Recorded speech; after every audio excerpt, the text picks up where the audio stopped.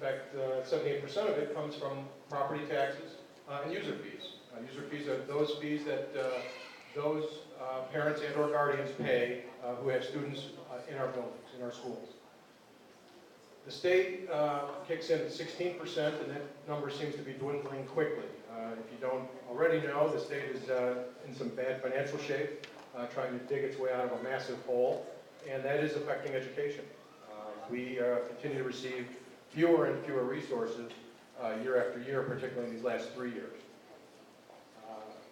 In federal funding, we receive about $13 million, or 6%. That figure has remained steadily at that percentage probably for the last 6 years.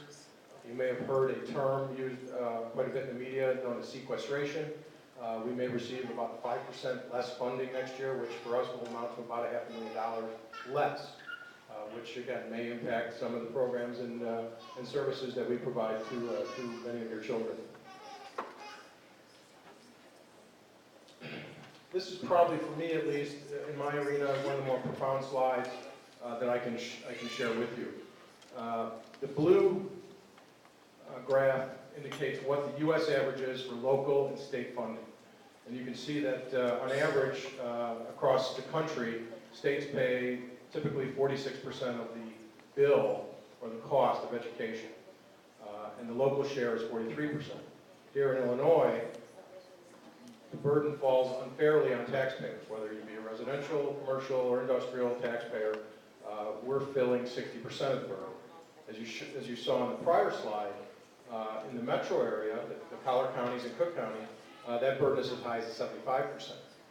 And so again, we are tasked with the unfortunate burden, if you will, of paying for the lion's share of educated students in our schools. In the state, again, 27% on average, because of our property wealth, so to speak, we only receive 16% of our funding from the state. General state aid is the largest share, if you will, of state funding that we receive. And this graph will show you where we were in 2007-8. We were receiving over $27 million in general state aid.